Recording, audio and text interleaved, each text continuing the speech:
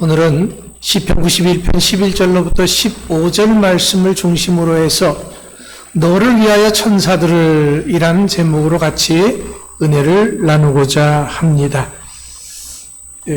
요즘 들어서 세계적으로 지진이 굉장히 많이 일어나는 것을 여러분들이 알 겁니다.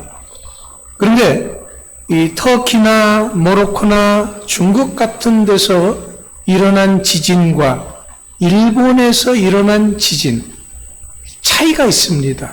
같은 강도로 일어났다고 할지라도 많은 차이가 나는 것을 보게 됩니다. 그 차이는 뭐냐면은 피해입니다. 이 모로코나 아니면 중국이나 아니면 터키 같은 데서 지진이 났을 때 굉장한 사상자들이 나고 피해가 일어나는 것을 보게 됩니다. 그런데 같은 강도로 일본에서 지진이 났을 때는 피해가 그렇게 많이 크지를 않습니다. 왜 이런 차이가 나는 것일까요? 그것은 지진이 자주 일어나는 일본에서는 건물을 지을 때도 내진 설계를 합니다. 지진의 피해가 이렇게 생기지 않도록 건물을 짓는다라는 거죠. 또 일본에는 어디 가든지 지진 대처 행동 요령이라는 것이 잘 준비되어 있습니다. 건물 안팎에서 엘리베이터, 차량 등 언제 어디서든지 대처할 수 있는 행동 요령이죠. 뿐만 아니라 틈틈이 예행 연습을 실시합니다.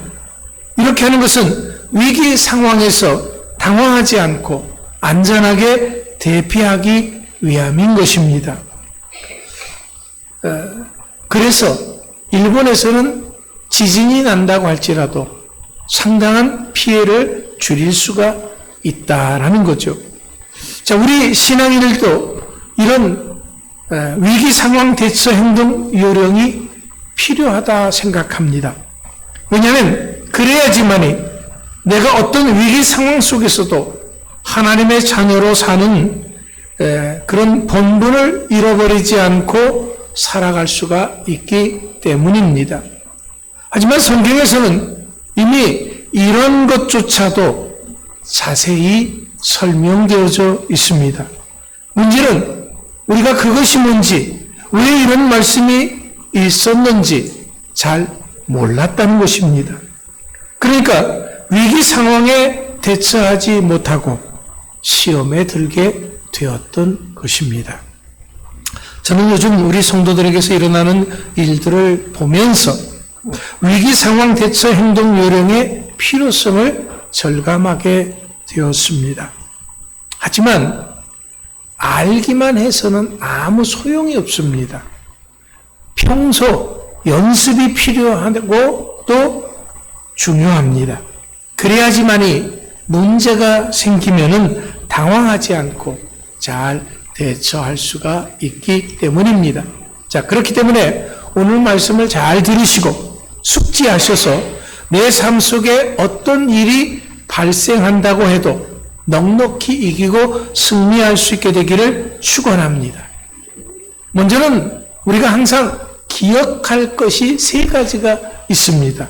물론 이것에 대해서는 제가 항상 여러분들에게 누누이 말씀드리고 강조하는 것입니다.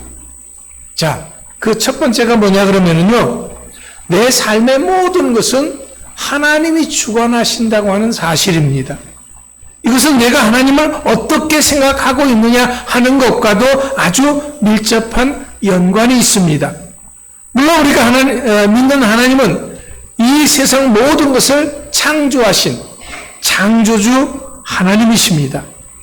모든 것을 주관하시고 섭리하시는 전능하신 하나님이십니다.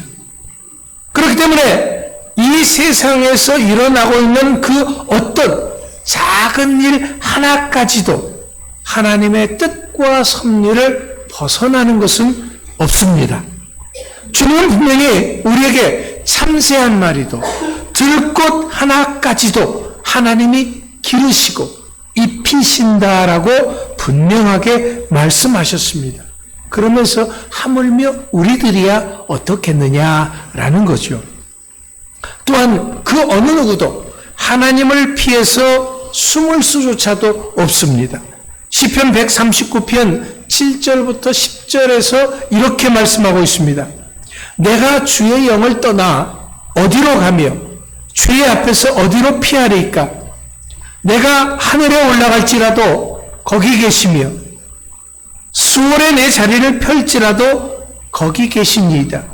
내가 새벽 날개를 치며 바다 끝에 가서 거주할지라도 거기서도 주의 손이 나를 인도하시며 주의 오른손이 나를 붙드시리이다. 그렇습니다. 바다 끝이라도 하늘에 올라가도 심지어는 지옥에서조차도 하나님을 피해서 숨을 수 없다는 것입니다. 내가 믿는 하나님은 오늘도 우리들과 언제 어디서나 항상 함께 하시는 전능하신 하나님이신 것을 믿으시기 바랍니다. 둘째로 하나님은 우리들에게 좋은 것을 주신다고 하는 사실입니다. 히브리서 11장 6절에서 하나님께 나아가는 자는 그가 계신 것과 그가 자기를 찾는 자들에게 상 주심이심을 믿어야 할지니라 라고 했습니다. 뭘 주신다고 했어요? 상이요. 상을 주신다는 것. 이것은 좋은 것을 주신다는 그런 의미이기도 합니다. 최고의 것으로 풍성하게 주시는 하나님이 바로 나의 아버지 하나님이십니다. 그렇다면 왜 이처럼 하나님이 우리에게 좋은 것을 주시는 것입니까? 하나님께서 그렇게 하셔야 할 뭔가가 있습니까? 아니요, 뭔가는 없습니다. 오히려 우리가 하나님께 드려야 되지요. 하지만 중요한 것은 하나님께서 그 무엇보다도 우리를 먼저 항상 사랑하신다라는 겁니다. 이 사랑은 해도 그만, 안 해도 그만인 그런 사랑이 아닙니다. 하나님께서 친히 나의 죗값을 치르기 위해서 당신의 독생자 예수 그리스도를 십자가에 못 박혀 죽게 하시기까지 하신 사랑이기 때문에 그렇습니다. 그러니까 나의 생명은 예수님의 생명과 맞바꾼 귀한 생명이기 때문에 하나님께서 우리에게 좋은 것을 아낌없이 주시는 것입니다. 그래서 하나님께서는 우리를 온 천하보다도 더 귀하게 여기시는 것입니다. 그렇기 때문에 오늘 본문 말씀에서처럼 돕는 천사들을 통해서 우리들을 지켜주시기까지 하시는 것입니다. 자, 본문 말씀을 다시 한번 보십시다. 그가 너를 위하여 그의 천사들을 명령하사 내 모든 길에서 너를 지키게 하심이라. 그들이 그들의 손으로 너를 붙들어 발이 돌에 부딪히지 아니하게 하리로다. 내가 사자와 독사를 밟으며 젊은 사자와 뱀을 발로 누르리로다. 하나님이 이르시되 그가 나를 사랑한즉 내가 그를 건지리라. 그가 내 이름을 안즉 내가 그를 높이리라. 그가 내게 간구하리니 내가 그에게 응답하리라. 그들이 환난 당할 때에 내가 그와 함께하여 그를 건지고 영화롭게 하리라. 그것만이 아닙니다. 이런 우리들이기 때문에 예수님께서도 마태복음 28장 20절에서 이렇게 말씀하셨습니다. 내가 너에게 품바 모르는 것을 가르쳐 지키게 하라. 볼지어다 내가 세상 끝날까지 너희와 항상 함께 있으리라 하시니라. 그렇습니다. 우리를 사랑하신 하나님이처럼 우리를 지키시고 온갖 좋은 것들을 공급하시되 차고 넘치도록 채우시는 분이신 것을 믿으시기 바랍니다. 자, 세 번째는 지금이 가장 최선이다라고 하는 사실입니다. 이것은 우리들의 신앙에 관한 사항입니다. 지금 내 믿음의 현 주소가 어떠하느냐라는 거지요. 우리는 현재 나의 상황에 대해서 분명한 믿음을 가지고 있어야 합니다. 왜냐하면 우리는 미래를 사는 사람들이 아니기 때문입니다. 우리는 과거의 사람들도 아닙니다. 우리는 현재의 사람들입니다. 그렇기 때문에 현재 내가 믿음 가운데 서 있고 내가 행복하지 않으면 과거도 미래도 내게 큰 힘이 못 되는 것입니다. 중요한 것은 항상 지금입니다. 그래서 황금보다 더 좋은 것이 현금이고 현금보다 더 좋은 것이 지금이다 라고 한 것입니다. 자, 우리 삶의 모든 것은 하나님의 뜻과 섭리 가운데 있고 모든 좋은 것들을 하나님이 주신다고 하시니 우리에겐 지금이 최선인 것입니다. 하나님의 사랑하심과 하나님의 돌보심과 하나님의 역사하심이 있는 지금이라고 한다면 우리가 무엇을 더 바라겠습니까? 항상 지금의 상황이 오늘을 사는 우리들에게 있어서 최선인 겁니다. 이것을 분명하게 확신하며 믿어야 합니다. 자, 우리가 어떤 상황 속에서도 우리의 믿음을 지키고 승리하기 위해서는 세 가지를 분명하게 해야 한다라고 여러분들에게 말씀을 드렸습니다. 자, 첫 번째가 뭐였어요?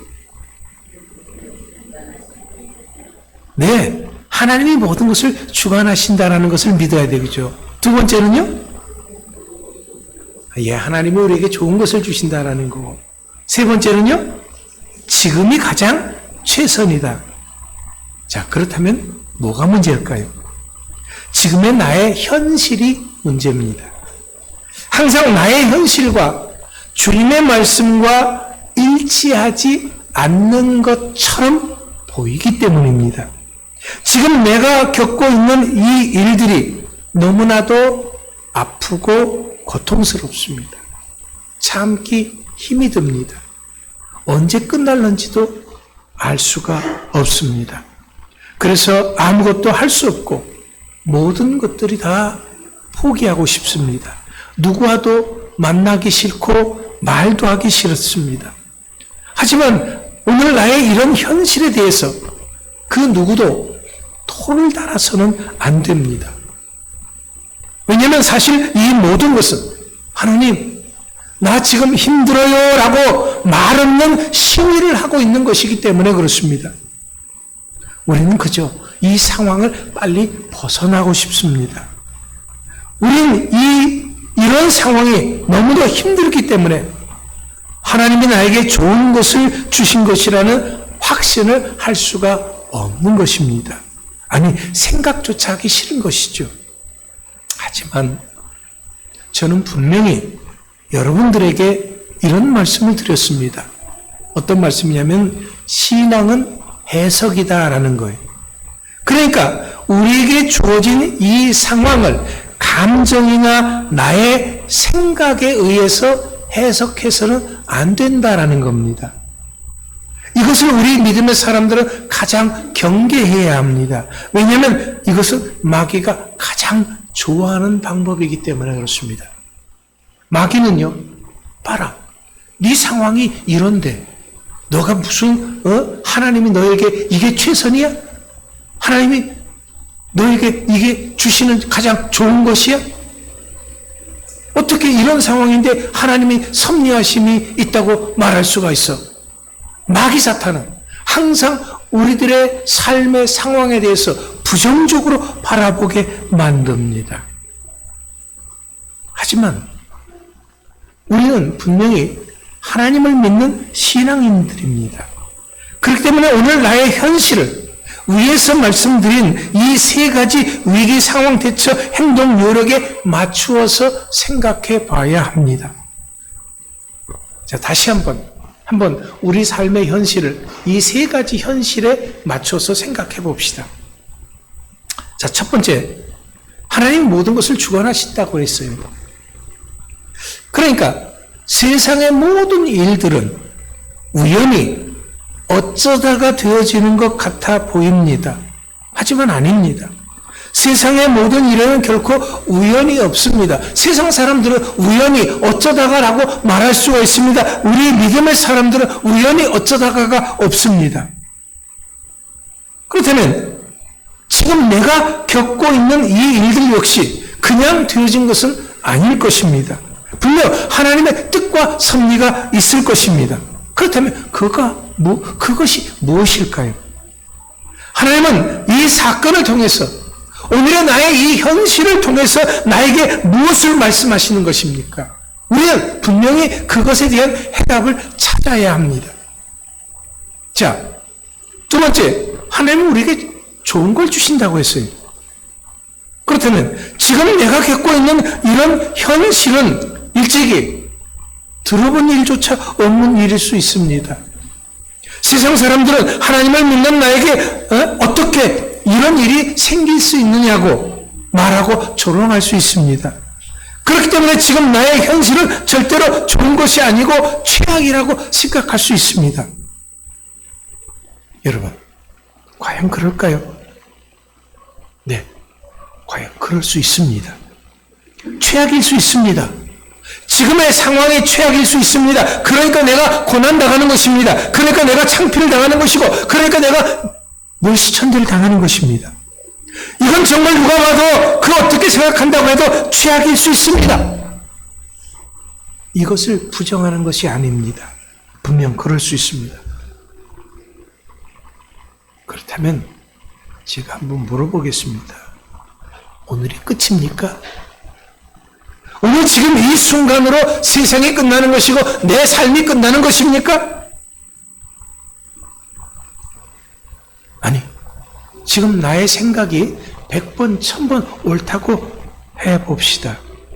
하지만 분명한 것은 우리가 오늘만 사는 것, 지금만 사는 것이 아니다라는 것입니다. 우리는 엄연히 내일이 존재합니다. 그렇다면 이렇게 우리가 지금의 최악이라고 다 끝난 듯이 말할 것이 아닙니다. 왜냐하면 이것은 하나님 앞에 내가 입술로 범죄하는 것이기 때문에 그렇습니다. 사실 우리는 내일 나에게 무슨 일이 어떻게 일어날는지 아무도 모르는 것입니다.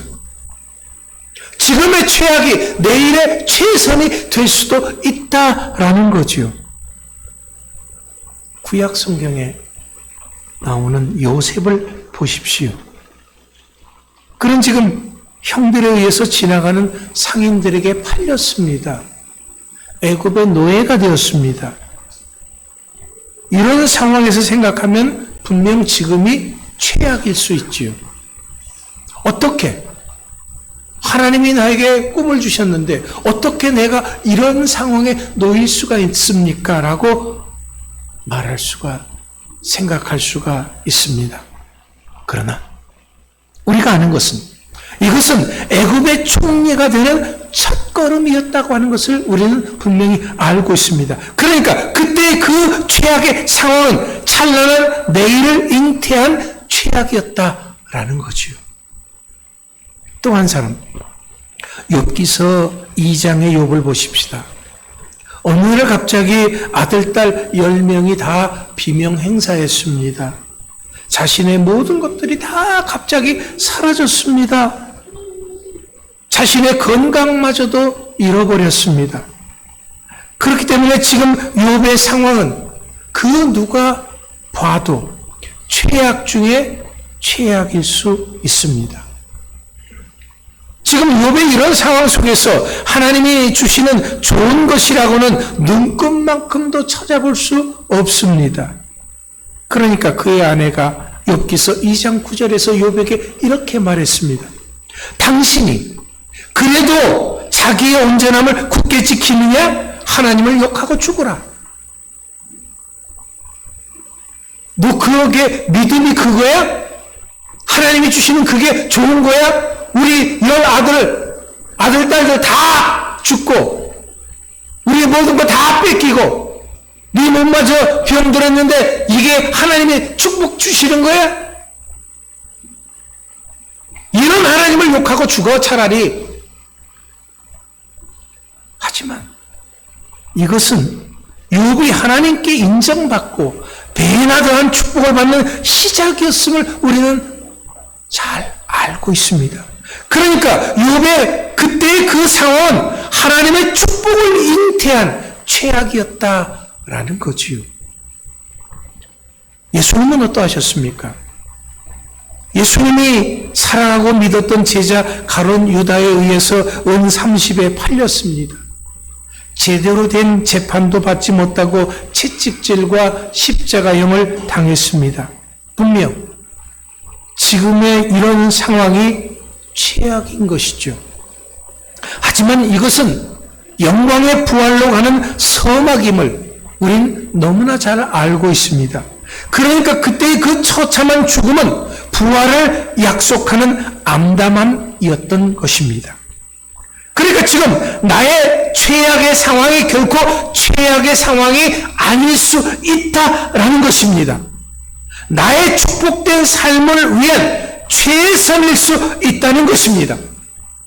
분명 우리 하나님은 우리에게 좋은 것을 주시는 하나님이시기 때문에 그렇습니다. 세 번째로 지금이 최선이라고 했습니다.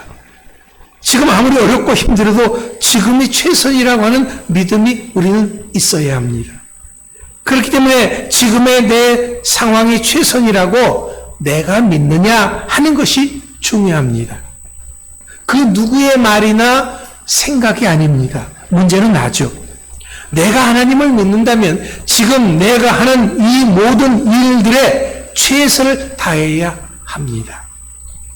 하나님의 최선에 이제 내가 어떻게 응답하느냐 하는 것이 중요하기 때문에 그렇습니다.